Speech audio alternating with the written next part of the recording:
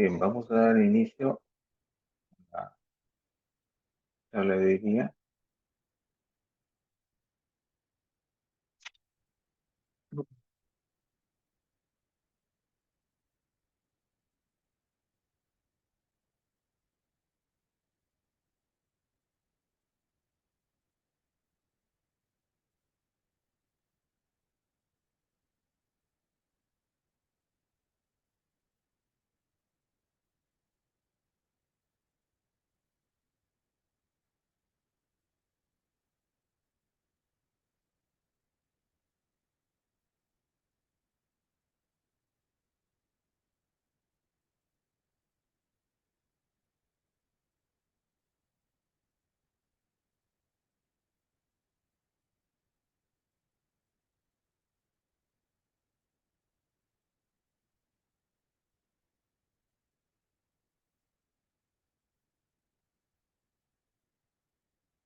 ¿Logran ver las diapositivas?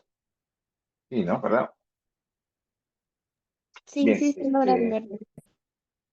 el día de hoy vamos a hacer las enfermedades supurativas en neumología. Básicamente es el absceso pulmonar y un poco de lo que es enfisema pleural, que la parte de derrame pleural ya vieron ustedes en clases previas. Bueno, el absceso pulmonar en realidad lo podemos definir como una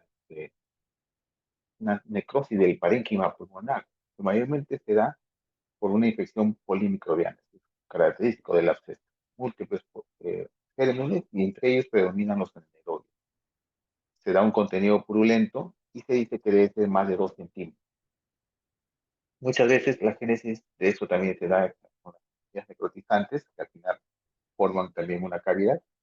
Por lo tanto, en la actualidad, debido a la patogenia común de ambas entidades, la mayoría de autores no las diferencian. La mortalidad del absceso pulmonar, pese al advenimiento de muchos antibióticos, aún tiene alta mortalidad en las bacterias, alrededor de 10 a 20%, y se da más a predominio de lo que son los varones, que era 5 a 1. Hay varias clasificaciones, pero las principales podemos hablar de los abscesos un poco agudos o agudos de 4 a 6 semanas, y los crónicos, que son alrededor de 6 semanas de evolución. Otra forma de clasificar si son primarios o secundarios. Importante saber que primario significa que no tiene una condición previa del pulmón que haya conllevado al absceso pulmonar, que es la mayoría de los casos, 80%. Y acceso secundario se debe a que pueda existir lesiones pulmonares, como por ejemplo, pues, bronquiectasias quísticas que se hayan abscedado después o obstrucciones bronquiales que puedan condicionar la formación de absceso pulmonar. En cuanto a la patogenia, lo principal en un absceso pulmonar es la aspiración orofaríngea. Casi en la mayoría de los casos se debe a esta patogenia. Pero también puede darse algunos casos, como les hablaba, de neumonías muy congénitas, muy virulentos, que pueden conllevar a la formación de una neumonía necrotizante y sobre todo en pacientes que tengan algún grado de inmunosupresión, como los diabéticos principalmente y otros como VIH, pueden al final algún absceso pulmonar. Lo otro, como dijimos, daños estructurales, obstrucciones bronquiales también pueden producir carcinomas, sobre todo broncogénicos, pueden dar también cuadros de obstrucción bronquial y puedan producir al final una infección sobreagregada, necrosis y formación de abscesos pulmonares. El otro mecanismo es la tienda séptica o sepsis por la diseminación por vía hematógena o linfática de un foco séptico extrapulmonar, por ejemplo, la endocarditis o infecciones orofaringeas como síndrome de Lemierre, que al final pueden dar émbolos sépticos y llegar hasta el pulmón y producir también abscesos pulmonares. Esta cavitación mayormente ocurre cuando esta secreción purulenta logra comunicarse con un bronquio, se evacúa se crece el aire y se pone un nivel hidroaéreo característico de la presentación radiográfica que ya vemos más adelante de un absceso pulmonar. Comienza con una neumonía, con una congestión neumónica, necrosis de parénquima pulmonar y al final se forma la cavidad, periodos de un absceso pulmonar. Hay factores de riesgo para hacer pacientes, por ejemplo, con trastornos de conciencia muchas veces, por ejemplo, han hecho convulsiones convulsionan, empiezan a aspirarse muchas veces, pacientes que tienen trastornos, accidentes cerebrovasculares, traumatismo craneano, pacientes con alcoholismo, muchas veces efectos agudos, ¿no? O con vómitos, llegan a cabeza cruel y se aspiran, también pueden ser abscesos. Entonces siempre buscar en la historia clínica el antecedente del paciente, qué pasó. También se dice que las personas que tienen una mala higiene orobucal o piezas dentales en malas condiciones, donde se asientan muchas veces bacterias, gérmenes, puede conllevar a la formación de abscesos. Pacientes con diabetes mellitus, los que están aspirando constantemente, cigarrillo, la drogadicción y aspiración de, muchas veces de partículas bien cargadas, muchas veces infectadas, puede producir también un factor de riesgo para desarrollar las disfagias, de púrpuras esofágicas o algunas instrumentaciones o procedimientos médicos como colonoscopías, endoscopías, intubación endotraqueal, paciente muy severo. También es un factor de riesgo para desarrollar con porcentaje, pero hay esa posibilidad. La etiología, como les decía, principalmente son multibacteriana, la predominante, que están presentes los anaerobios casi en un 89%.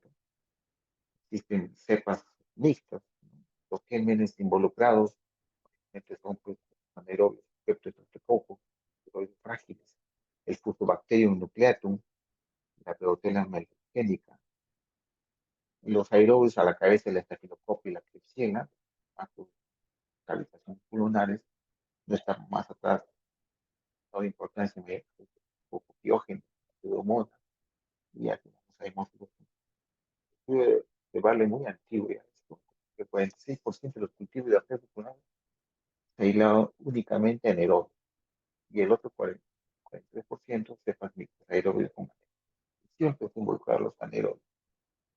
Recordar que no siempre son los únicos gérmenes predominantes, hay que buscar otros organismos un poquito atípicos como actinomicosis, también tenemos acceso por amebas, gases pulmonar, o las famosas micobacterias. Entonces, ¿verdad? Siempre tener presente. El cuadro clínico, principalmente, se dice que puede ser cuando es de presentación un poco crónica, muchas semanas de evolución, como a 6 semanas, se dan muchas veces al inicio síntomas generales como malestar general, fiebre, sudor nocturno, dolor torácico, principalmente pérdida de peso, consultiva, muchas veces confundir con tuberculosis, pero lo característico es que empieza a aparecer supresión con olor fétido, olor a podrido. Entonces, en eso es mayormente es una presentación crónica, pero cuando se involucran mayormente gérmenes aeróbicos, especiales de poco, muchas veces desencadenadores de neumonías virulentas, el cuadro es mucho más, mucho más, pues, más agudo, más rápido, donde hay fiebre alta, expectoración, y muchas veces el paciente empieza rápidamente un mal estado general y puede hacer sepsis. Entonces, dentro de los síntomas, pues, cuando se involucran sobre todo los anaerobios, que presentan un poco más crónica, y los aeróbicos agudos. Entonces, la tos, la fiebre, bien, fiebres altas con sudoración, dolor torácico, la característica también, y el exploración productiva, el mal olor fecal.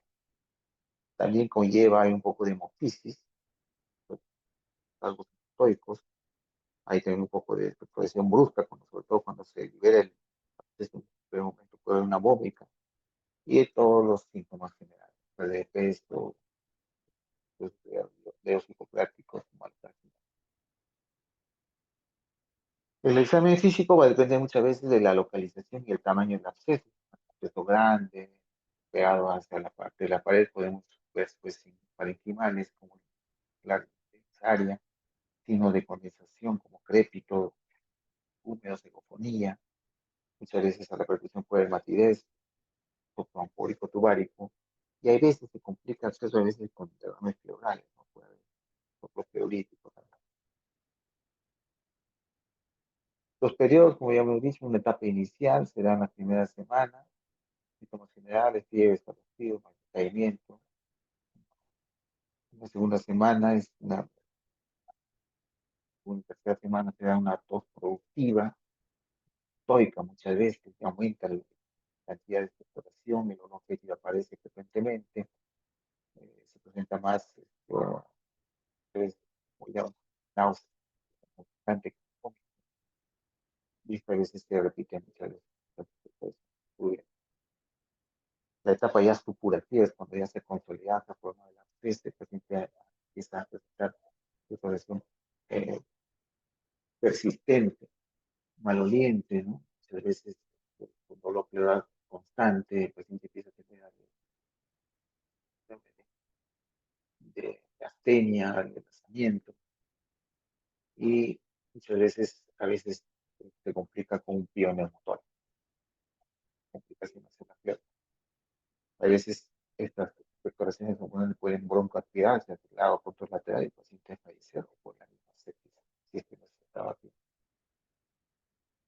El diagnóstico, el cuadro clínico que les mencioné, pues, evaluar los factores de riesgo que les dije y inmediatamente tomamos una radiografía y muchas veces con solamente una radiografía podemos ya determinar que es un absceso pulmonar. Algunas veces necesitamos tomar una tomografía, pero no siempre, solo en casos especiales. Queremos pedir marcadores de inflamación, hemograma, podemos hacer leucocitosis, neutrofilia, el PCR elevado, calcitonina también. El tratar de conseguir qué germen está produciendo este absceso pulmonar muchas veces no se encuentra. Eso es el estudio que de baja rentabilidad diagnóstica. Pero muchas veces debemos pedir, sobre todo cuando son utilizados, debemos pedir sobre todo en cultivos, tratando de buscar germinados. Ahora, poder aislar la anaerobio es un poco difícil porque requiere medios de cultivos especiales. Muchas veces hay acceso que inician un tratamiento y no mejoran. 2, 3, 4, 5, 6 días ya hay que hacer la broncoscopía tratando de buscar otros gérmenes atípicos que puede ser un absceso pulmonar. Muchas veces hasta se puede hacer una función con guías ecográfico-tomográficas en radiología de intervención para tratar de obtener muestra y identificar el germen involucrado en el absceso pulmonar. Como le digo, las imágenes son muy características. Se observa es una imagen radiopaca, ya muchas veces se interior hay una radiopacidez, como una cavidad con paredes muchas veces gruesas, con un delito aéreo, y se ve una respuesta inflamatoria alrededor.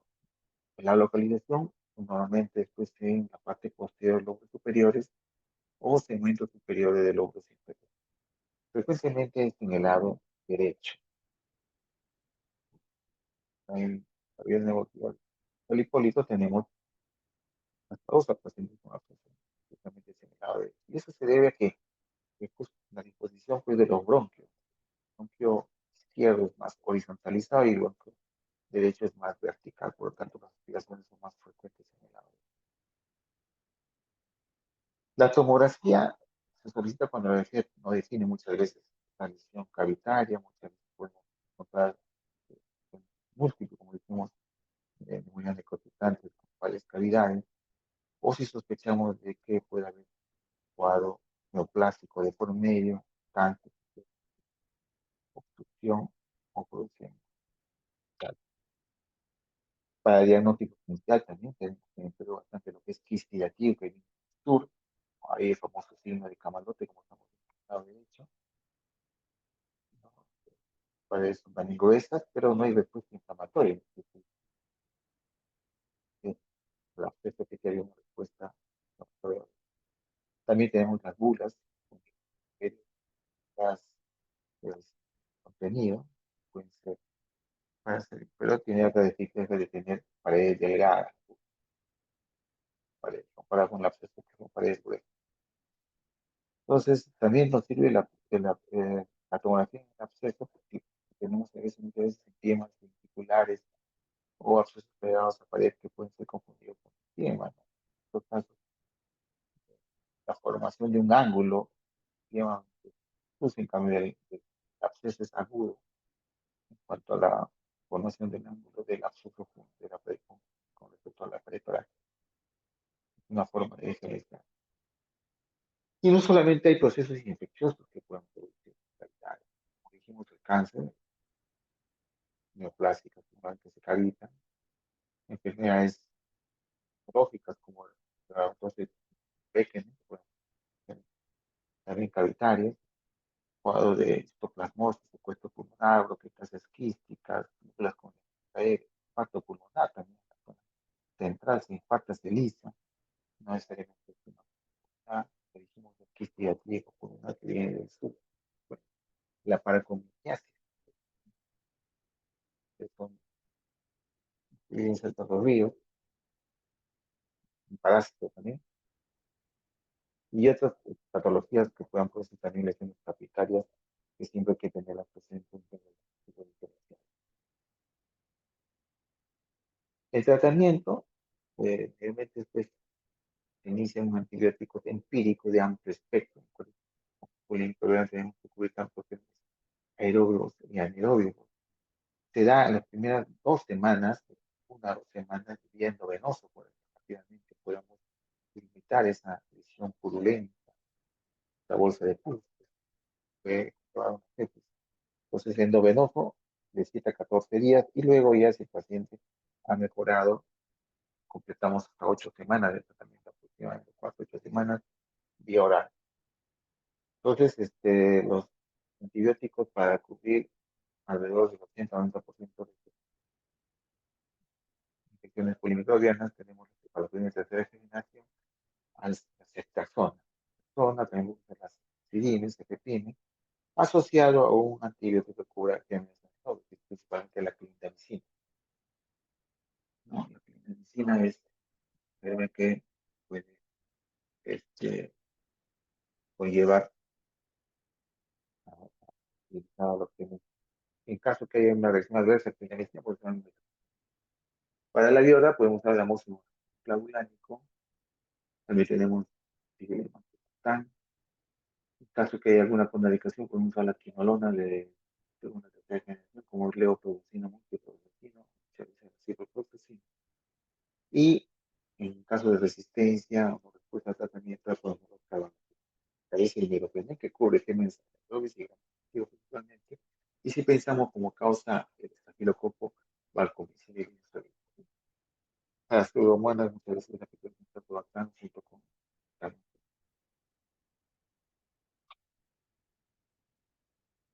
el, el drenaje del absceso pulmonar también es una posibilidad, se debe hacer más sobre todo a aquellos pacientes que tienen, pues, no hay una respuesta al tratamiento médico y a veces son objetos de más tamaño, más de 4 o 8 centímetros. Y podemos hacer un drenaje. Podemos hacerlo ya sea por una broncoscopía, dejando un catéter o aspirando la secreción que vamos a usar con el broncoscopio, o en todo caso con radiología intervencionista poniendo una, un sexo también, ¿no?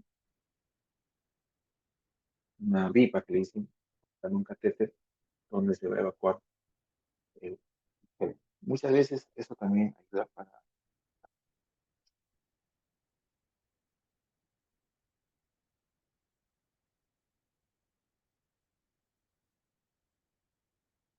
Y se tiene algunas ventajas del drenaje. Se ha visto que mejora no duración de sintomatología, menos días de antibiótico-terapia, pacientes también en estancia hospitalaria, y se ha visto que hay mayor tasa de éxito, pero con la experticia necesaria, porque a veces usar un acceso también puede conllevar a la disminución de hacer con todas las medidas que toman en el interés. Por último, si el acceso aún, sobre todo acceso más de 8 centímetros, no mejora con el drenaje, no mejora el tratamiento médico, habrá que utilizar tratamiento quirúrgico, sobre todo cuando persiste la infección, la expectoración, a veces se forman fístulas de un pleural, pero de todas maneras siempre hay cierta mortalidad. El 18% de pacientes tienden a desmejorar.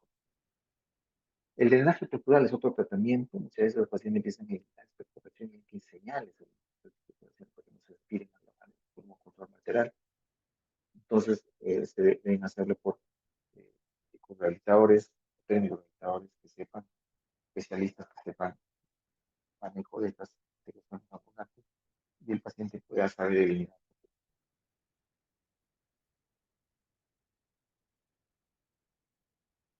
Complicación del absceso, como dijimos, puede producir de afuera, con daño pleural, por edema, de ahí llenarse de aire también, un pneumotórax. Puede diseminarse al otro pulmón, un broncogen, o hacia parte central, ¿no? Pues una media sinus. También existe la posibilidad que el sepsis, el proceso infeccioso sigue evolucionando, pueda pues producir abscesos de distancia, cerebrales, hepáticos, escleros, shock y te fallece. Por eso es que hay mortalidad por ahí.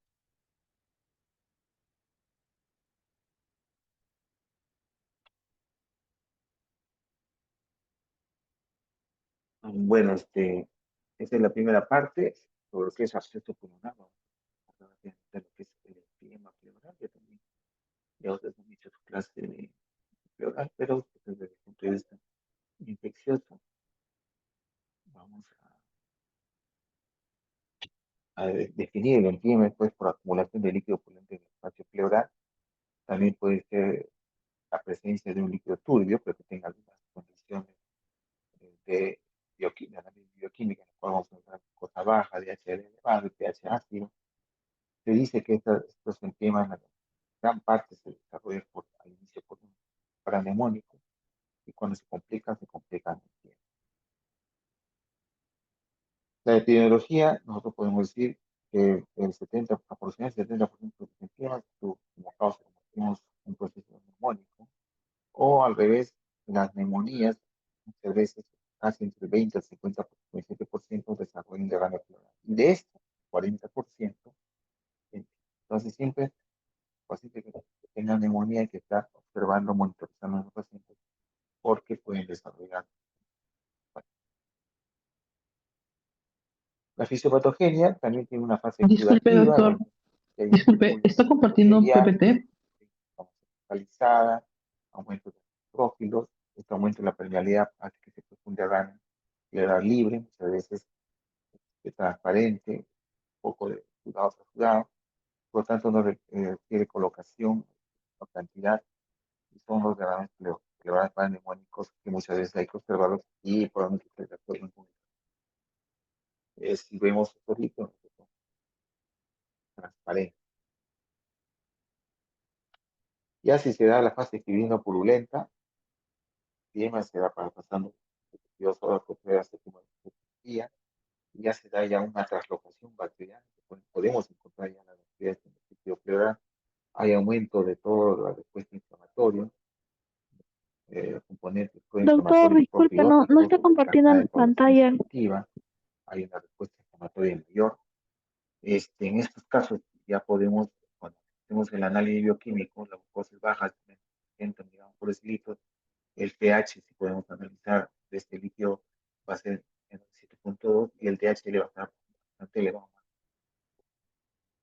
El aspecto macroscópico en esta etapa, obviamente, ya es un líquido turbio, que se logra ver si lo vemos a simple vista, y muchas veces produce ya la presencia o el depósito de una densa red de fibrina, tanto en la pleura visceral como parietal, y se puede hallar empezar a iniciar las adherencias por circulación. En la tercera etapa, cuando ya la fase organizativa, prácticamente hay un cúmulo de fases pleurales de secreción purulenta, predominan acá los fibroblastos que empiezan a engrosar las pleuras, será el famoso engrosamiento pleural o paquipleura, y esto limita la expansión del pulmón, por lo tanto tenemos el famoso pulmón atrapado. En esta etapa ya del empiema, muchas veces ya está tabicado, oculado, y en estos casos se requiere un tratamiento no solamente de tipo médico, de evacuación, sino también coadyuvante. Muchas veces obtenemos muestras purulentas de estos empiemas, a veces también negativas.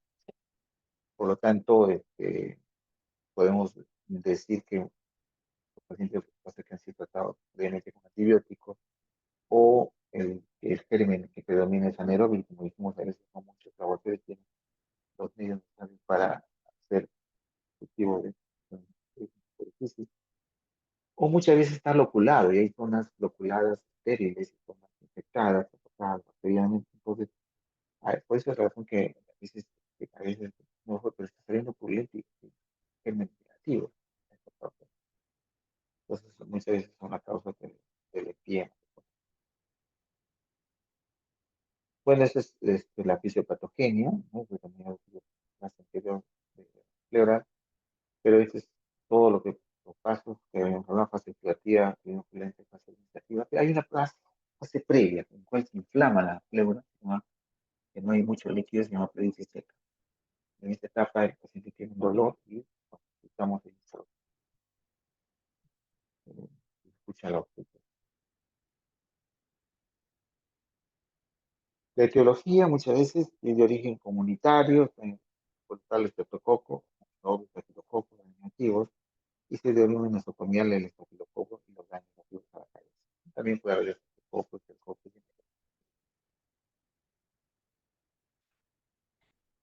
El diagnóstico de empiema, definitivamente si es un empiema primario de la pleural, vamos a síndrome pleural, que es tos con dolor torácico, dolor a la inspiración, principalmente, fiebre, ¿verdad? Y si el empiema se produjo primariamente con un cuadro neumónico, luego el empiema, pues el cuadro clínico probablemente sea del proceso neumónico parenquimal, con todo este tipo de dolor torácico, fiebre.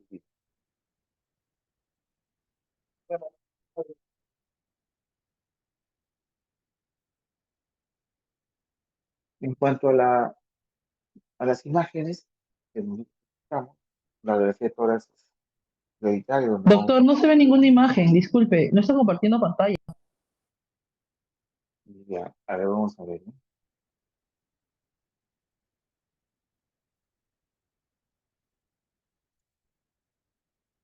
Ahí se ve.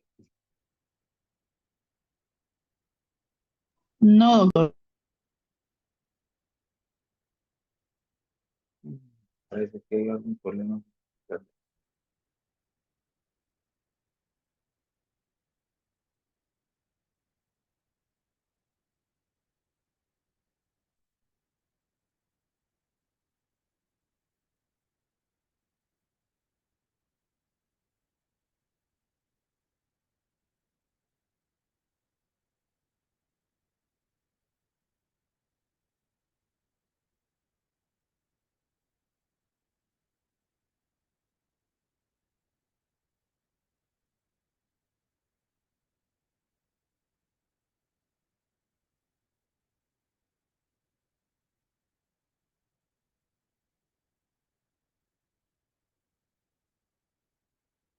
Ahí logran ver las imágenes. Ahora sí, Y ya, entonces les decía que en el diagnóstico eh, del epidema, bueno, se inicia normalmente, se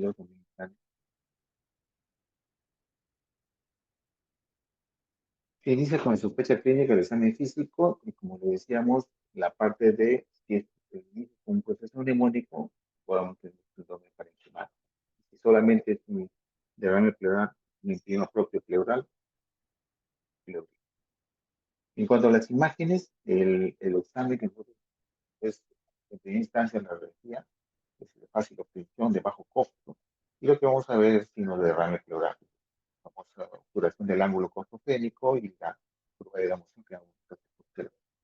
Otro examen importante en lo que es empiema es actualmente la ecografía torácica. Confirma la densidad líquida en la mayor información.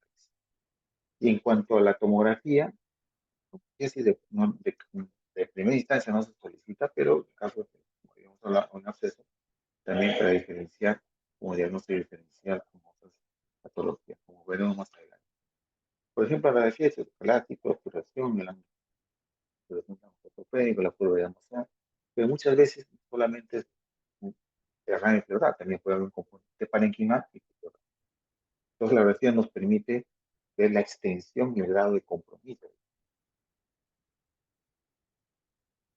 Recordar que cuando se obtura el ángulo costofrénico estamos hablando ya más de 200 mililitros de compromiso, ¿no? Y muchas veces estos enzimas por el enrosamiento pleural toman aspectos de obturación reticular. La ecografía nos permite no solamente ver qué es un proceso líquido o purulento, lo que sea, permite ver el volumen, nos permite ver la localización para poder drenar el peso y nos determina la profundidad. Entonces, la ecografía es un poquito más completa en el tema, nos ayuda mucho mejor y nos evaluará. Aparte de eso, si hay experticia y son actualmente ecógrafos más adelantados, podemos ver dentro de la cavidad pleural los tabiques o la oculación. Y alrededor también podemos ver la respuesta inflamatoria parenquimal, como en este caso podemos ver eh, las dos muestras de ecografía. Entonces, eh, actualmente ya nos ayuda más. La tomografía mayormente es para diagnósticos diferenciales, entonces ponemos con contraste, podemos ver que empiema, borde del empiema, borde torácico, van a ser un ángulo obtuso, muy diferente a la ceja que da un ángulo agudo. Aparte de esto, el empiema no capta contraste, en cambio la ceja sí capta contraste, por tanto, uno es hiperdenso y el otro es hipodenso, el empiema es hipodenso. Podemos también ver cómo las pleuras se separan en el spleen, pleuras extendidas, fase de la pleura parietal y sale engrosada con desplazamiento de los vasos secundarios, lo que ayuda a distinguir una profundidad.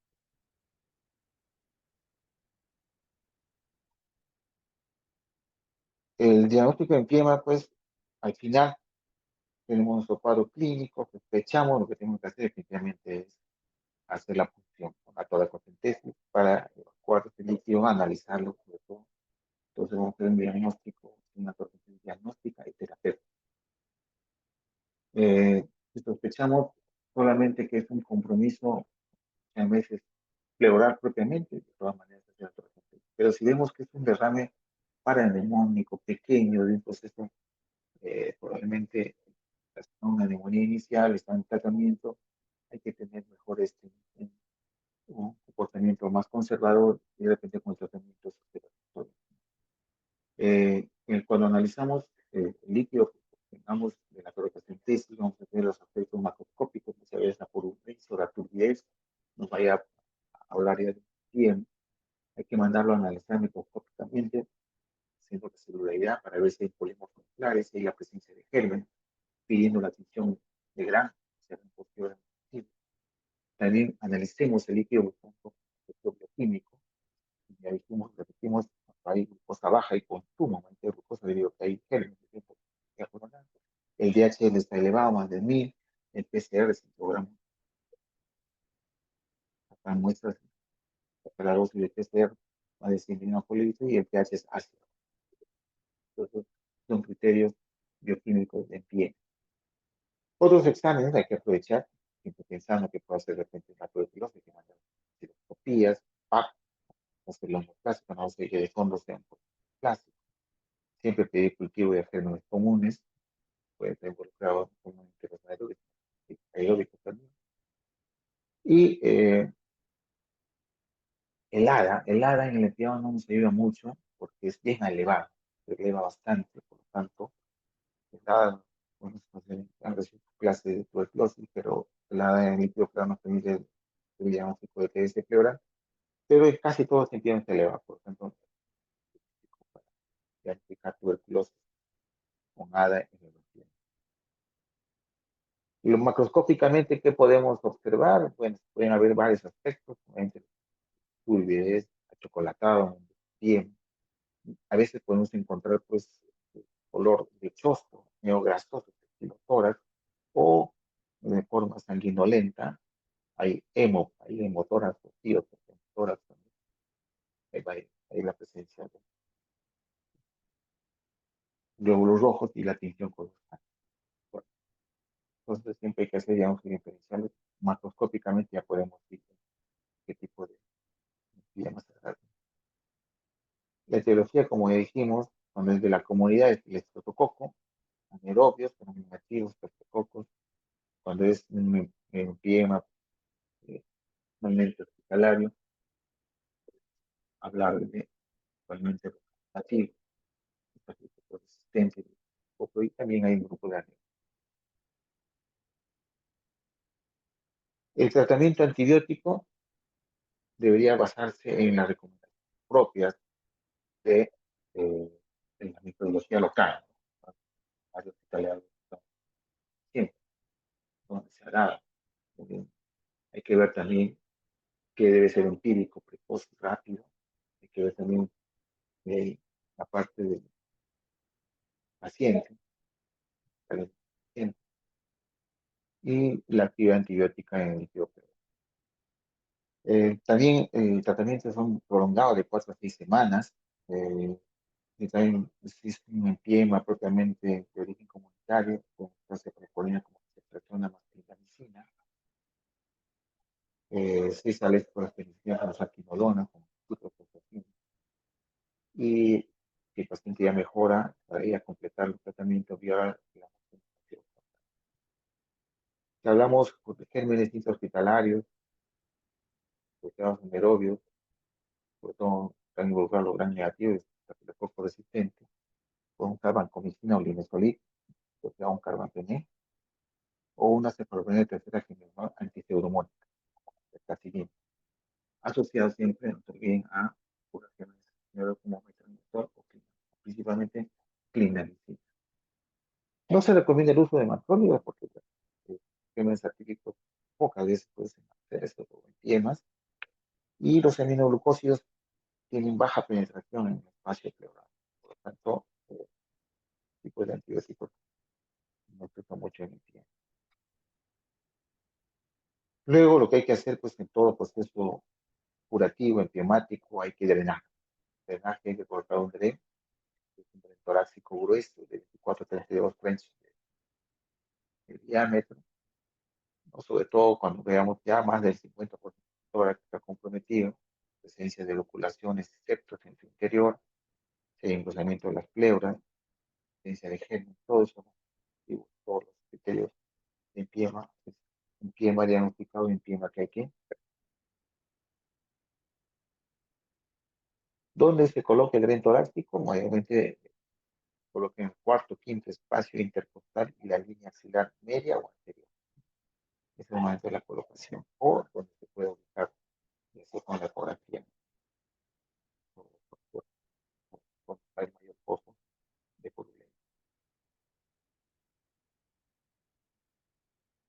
Se habla mucho de utilizar fibrinolíticos. Acuérdense que se toman inoculaciones, toda la cascada de la coagulación, y a veces pueden usar fibrinolíticos para que no se vayan a engrosar y a producir más purulencia. Se dice que se debe hacer en forma precoz, el tratamiento fibrinolítico, y de alguna manera ayuda bastante a las. Antes se usaba la estreptoquinasa, pero lo que está recomendado son las DNAs, que ayudan bastante del proceso enzimático. En algunas por último, si el absceso persiste, por más que le demos tratamiento, con el médico antibiótico, lo drenamos, estamos fibrinolíticos, no hay respuesta, el empiema se ha vuelto crónico, persistente, parece brotar, lo que se hace es un procedimiento quirúrgico. Y lo que el procedimiento quirúrgico es la limpieza, la evacuación de todo el empiema y la decorticación. ¿Qué es la decorticación? Es el raspado de la pleura, adelgazar esa pleura para que esa pleura engrosada pueda, al disminuir su grosor, pueda permitir que el pulmón atrapado pueda expandir. Lo podemos hacer de dos maneras: clásico a cielo abierto, una toracotomía a cielo abierto, o actualmente estamos usando el BATS, que es la biotoracoscopía asistida, que también ayuda bastante. Se puede hacer las dos cosas, la decorticación y la limpieza quirúrgica del proceso empiemático. Entonces, actualmente ya se utilizando más el MAC, pero hay muchas veces un producto que queda muy crónico que es clásica. En algunos lugares recomiendan hasta utilizar profilaxis, allí en caso para evitar la formación de estas secreciones purulentes. Y si pues un empiema no es un proceso purulento de cualquier parte del organismo, no es drenado, busca a veces su propio camino. Sale a la pared torácica y secreta, ¿no? confusión purulenta mayor, que se llaman los enfiemas necesarios, es cuando el temático purulento es el camino para la discusión. Bueno, eso es más o menos las enfermedades supurativas más frecuentes en oncología. Si tienen alguna pregunta que podamos resolver.